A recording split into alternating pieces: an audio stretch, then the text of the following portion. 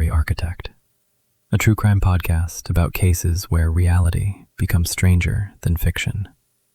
I'm Marcus. And I'm Sarah. Thanks for coming back. If this is your first time listening, welcome. Just a heads up, this one gets dark. Yeah, this one stayed with me while I was researching it. Should we jump in? Let's do it. This is episode 2, The Silence After Midnight. March 8th, 2017. Saturday night. Late winter. Cold, but not freezing. Clear sky. Full moon.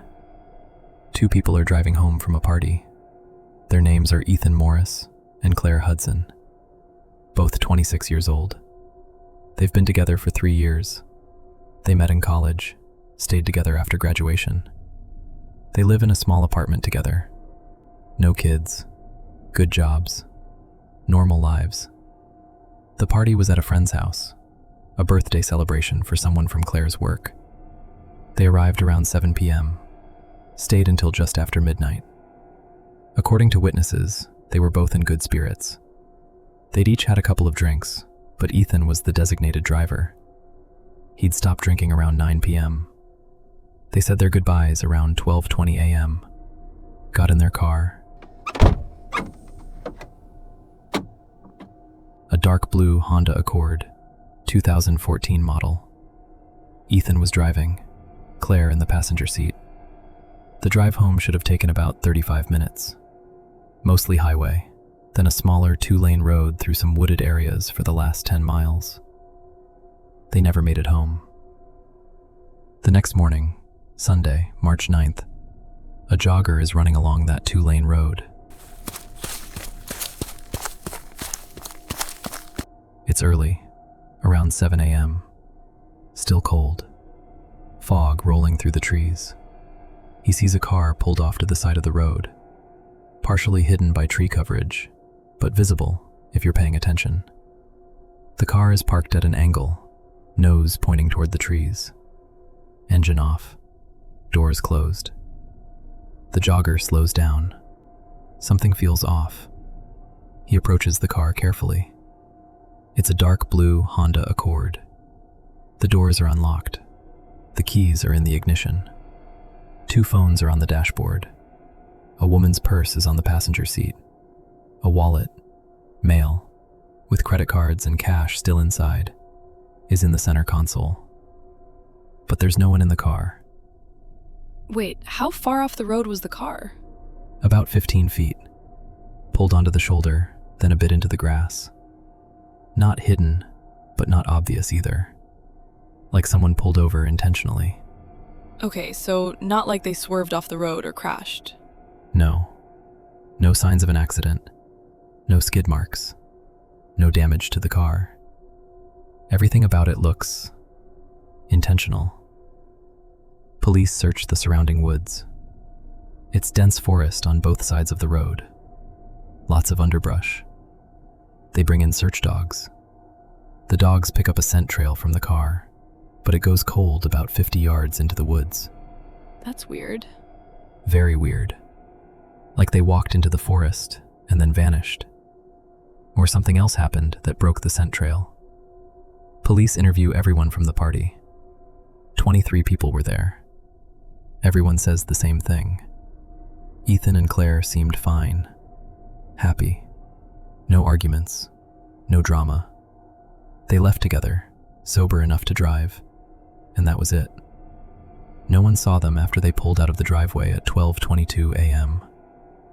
Police checked their phones. The last text message sent from Ethan's phone was at 11:47 p.m. to Claire, while they were still at the party. It said, "Ready to head out soon?" Claire's last text was at 11:52 p.m. A reply, "Yeah, let's give it another 20 minutes." After that, nothing. No calls, no texts, no social media activity. But here's where it gets strange. And I mean, really strange. At 1:14 a.m., so about 50 minutes after they left the party, Ethan's phone receives a call. from a number no one recognizes. The call lasts 6 seconds, then disconnects. Police trace the number. It's a burner phone, purchased with cash 3 days earlier from a convenience store about 30 miles away. Security footage from the store shows a person buying the phone, but they're wearing a hoodie and sunglasses. Can't make out the face. The burner phone is never used again. It's never found. So someone called Ethan at 1:14 a.m. while he and Claire were, already missing? Presumably. The car was found 7 miles from their apartment. If they left the party at 12:22, they should have been home by 1 a.m. So by 1:14, they were either already in the woods or something had already happened. Or someone was checking to see if the phone was still in the car. Exactly. That's one theory. Someone wanted to confirm the phone was there, which means they knew the car would be abandoned. Here's another detail. Inside the car, police find Claire's jacket. It's draped over the back of her seat. Her scarf is on the floor. Ethan's coat is in the back seat. It was 38 degrees that night, cold enough that you'd want a jacket, but they left them in the car. The search continues for days. Volunteers join. Helicopters with thermal imaging fly over the area. Divers check a small creek about half a mile from where the car was found. Nothing. No trace of Ethan or Claire. Then, on March 13th, 5 days after they disappeared, a hiker finds something. About 2 miles from where the car was abandoned, deeper in the woods, there's a small clearing. In the middle of the clearing, someone has arranged stones in a circle. It's about 6 feet in diameter. The stones are evenly spaced, deliberate. In the center of the circle, there's a piece of fabric. It's torn, muddy, but it's identifiable. It's a piece of Claire's dress. The dress she was wearing the night of the party. Oh, Jesus, that is dark. Police process the scene. They find footprints around the clearing, multiple sets. At least 3 different shoe sizes. None of them match Ethan or Claire's shoes. So there were other people there. At least 3, maybe more. And the footprints are fresh, probably within the last few days. But here's what really bothers investigators. The piece of fabric from Claire's dress. It's been cut, not torn. Cut with scissors or a knife. Clean edges. Someone removed it deliberately. 2 weeks pass. No new leads. No sightings. Ethan and Claire's families are desperate. The media covers the story.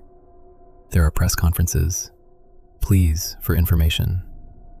And then, on March 24th, something happens. A woman is driving home from work.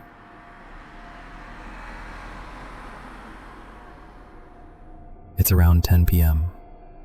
She's on that same 2-lane road where Ethan and Claire's car was found.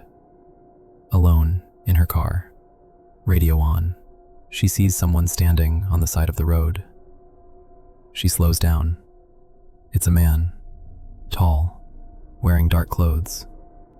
He's just standing there, not hitchhiking, not waving for help, just standing, facing the road. As she drives past, he turns his head, looks directly at her. She doesn't stop. Something about the way he looked at her made her skin crawl. She speeds up and keeps driving. When she gets home, she calls the police, describes the man, gives them the exact location. Police respond within minutes. They search the area. No one's there.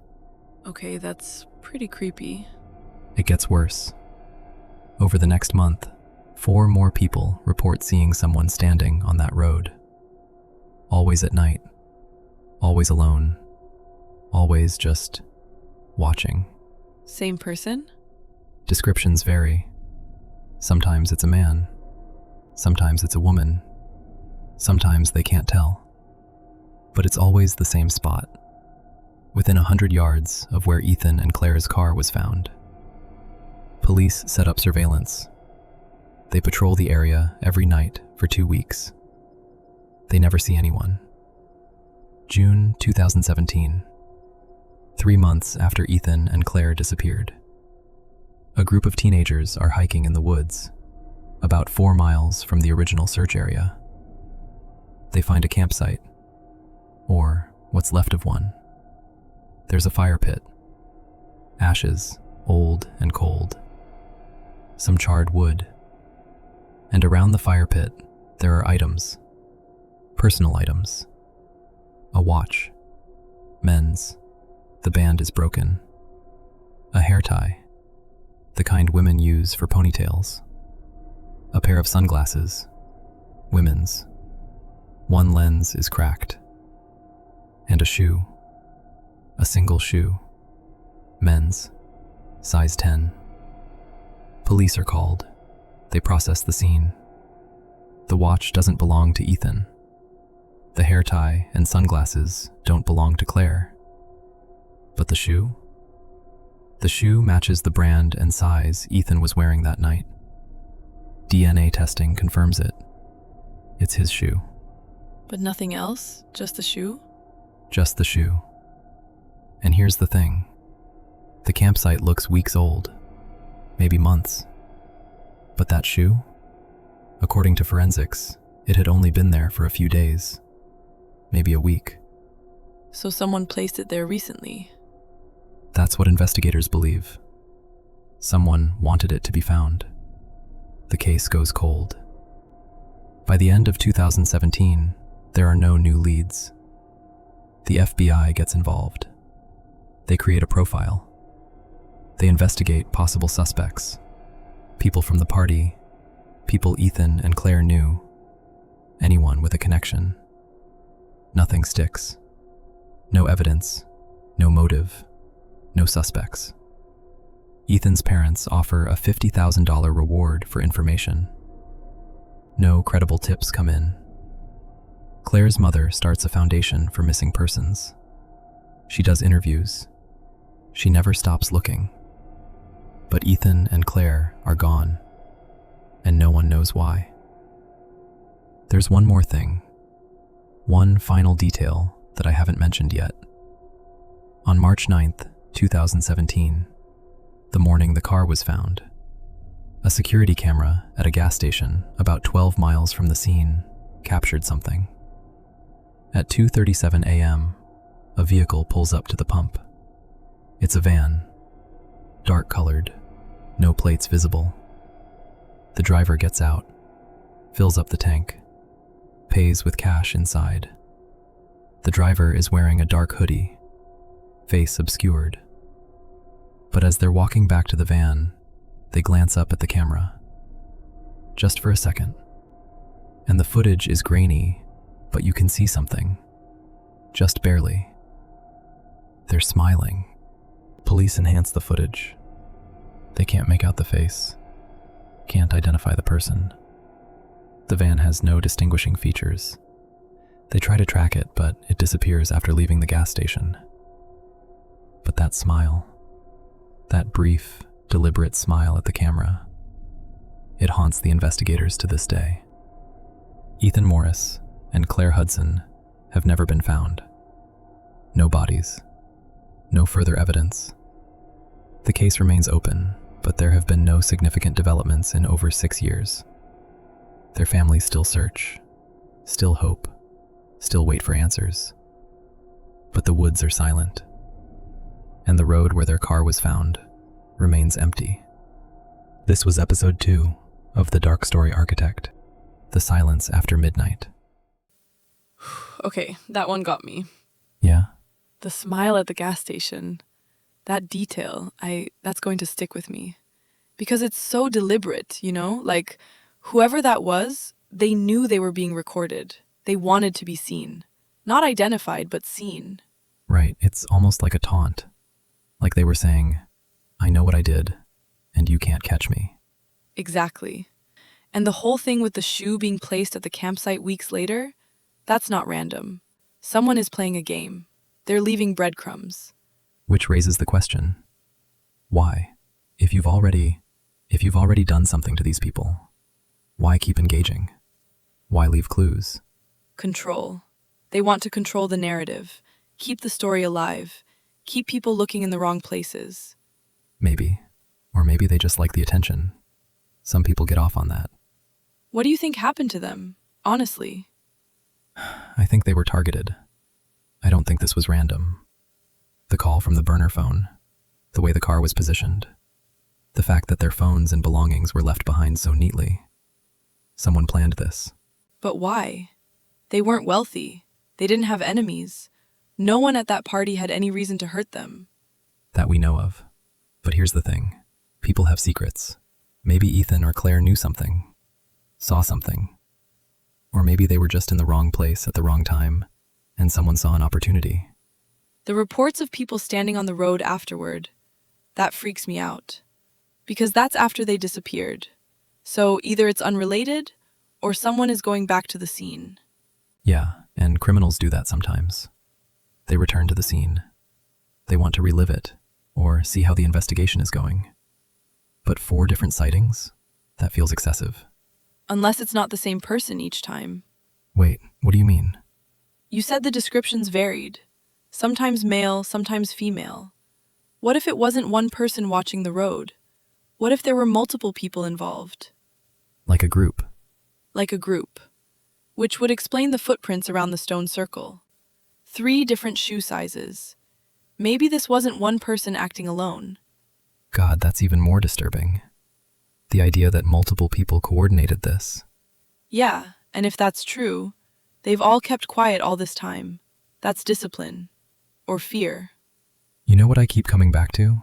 The fact that they left their jackets in the car. It was 38 degrees. You don't just walk into the woods without a jacket unless you're not planning to be out there long, or unless someone's forcing you. Or you're in shock. Maybe something happened that made them leave the car in a hurry, and they didn't think about grabbing their coats. But then why were the doors closed? Why were the keys in the ignition? If you're fleeing in panic, you don't stop to close the door neatly behind you. True. This whole thing is just layers of wrong. Every detail makes it worse. And that's what makes it so hard to solve. There's no clear motive, no clear suspect. Just a series of strange, deliberate actions that don't quite add up. Do you think they're still alive? Probably not. Too much time has passed. Too many strange clues. If they were alive, I think we'd know by now. Yeah, I think you're right. All right. Next week, we're covering a case that's completely different in tone, but equally disturbing. A teenager sends a text message at 3:47 in the morning. The words don't make sense, and she's never seen again. It's called The Last Message.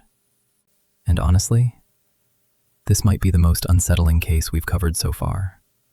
Until then, lock your doors, check your surroundings, and if you see someone standing on the side of the road at night, keep driving. This has been The Dark Story Architect. I'm Sarah. And I'm Marcus. Stay safe out there. Let us know in the comments what you think happened to Ethan and Claire.